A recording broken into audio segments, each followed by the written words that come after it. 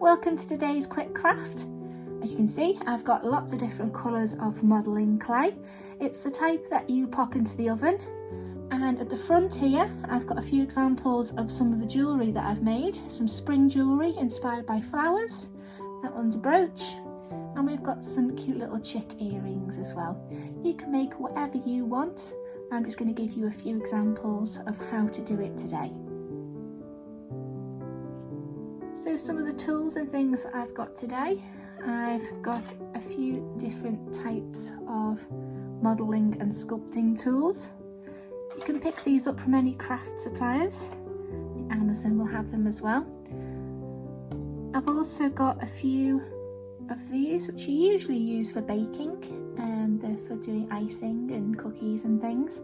I've got a few different shapes. I've got flowers and I've got butterflies. Just depends what type of jewellery that you want to make, and if you've got any cutters that can help you.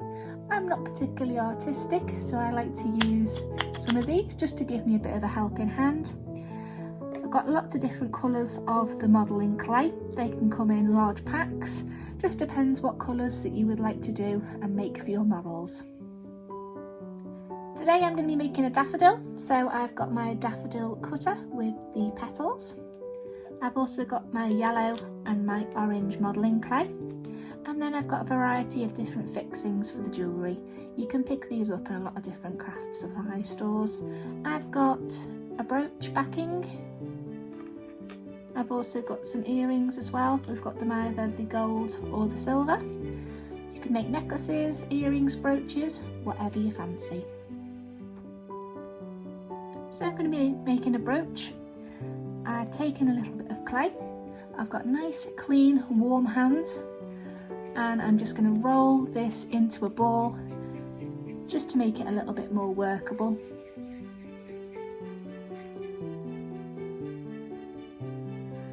So I've got my rolling pin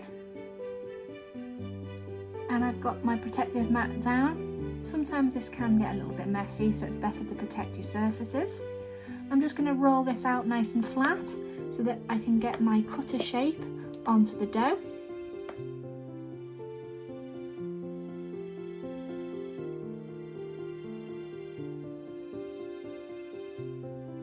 So now I'm going to cut my shape out. Just press down firmly. And lift. So I've got my little shape. What I'm going to do next is position the backing of the brooch onto the petals on the reverse side. Taking a little bit more dough, I'm just going to roll it in my hands a little bit more just to warm it up. Flatten it out.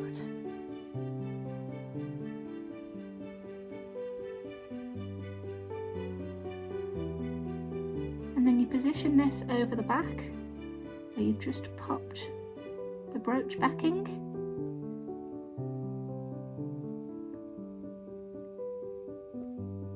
And this is to make sure that after you've baked your model, the fitting for the jewellery stays in place.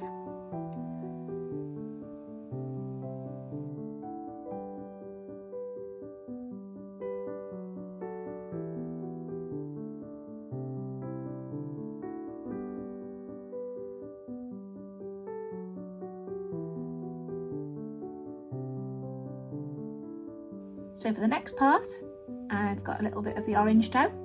I'm just going to do the same. I'm going to take it between my warm, clean hands and roll it into a ball.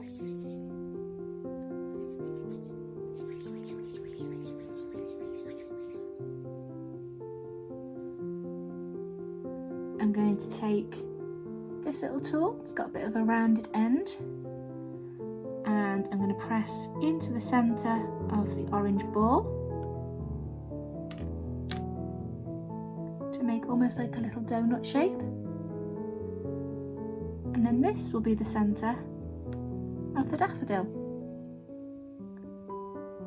Just going to make sure that this now gets stuck to the daffodil without ruining the petal shapes. I am going to press very gently into the centre so that the dough sticks to the petals. And now I can just shape the petals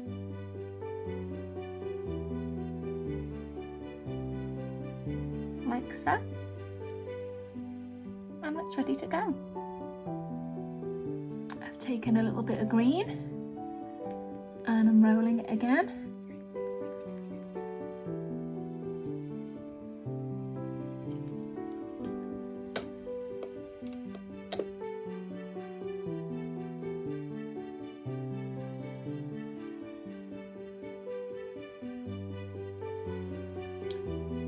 Got my leaf shape. I'm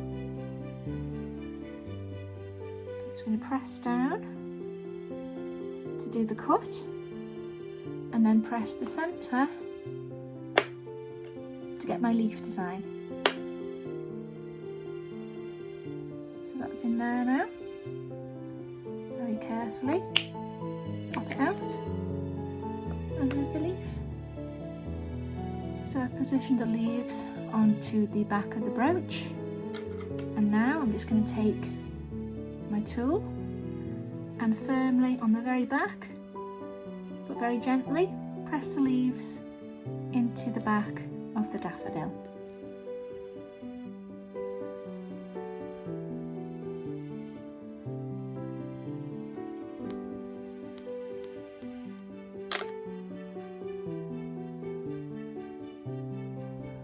I've taken this tool again and I've just done a few more details to the flower petals and also to the centre of the daffodil, just to make it a little bit more realistic, just by doing a few lines. So now the daffodil needs to go into the oven, and these are the temperatures that it suggests on the instructions.